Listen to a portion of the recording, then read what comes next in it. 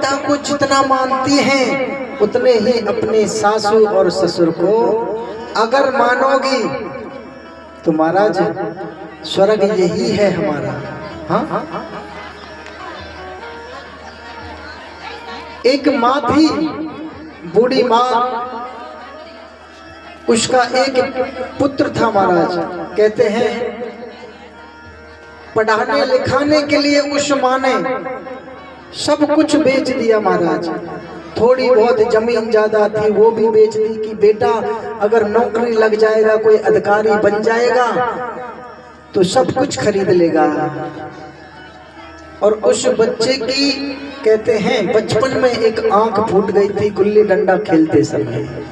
माँ ने ऑपरेशन के द्वारा अपनी आंख को लगवा दिया और किसी को पता नहीं चला। महाराज कहते हैं माँ ने बहुत संघर्ष किया और उसको अधिकारी बना दिया।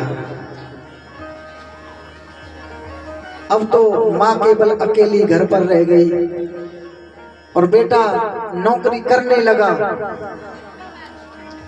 जवान अवस्था थी, माँ को भी कुछ नहीं बताया।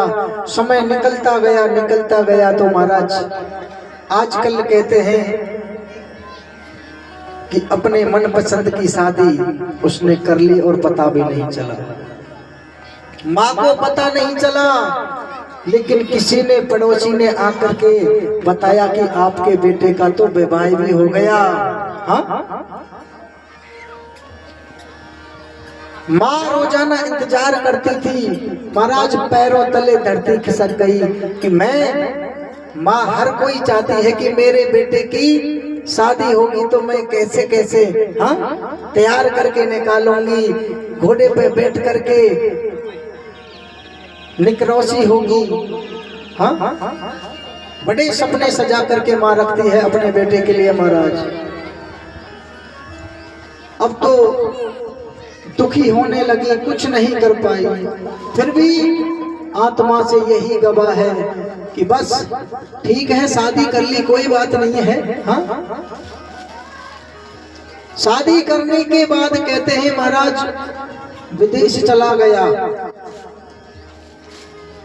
चला गया, लेकिन माँ की कोई खबर नहीं अभी तक। तो अब तो बेटे के भी बेटे हो गए महाराज। माँ इंतजार करती थी कि मेरा बेटा आएगा और जिस रास्ते से गया था उसी रास्ते पर रोजाना आकर के बैठ जाती, शाम तक बैठती, इंतजार करती कि आज तो मेरा बेटा आए।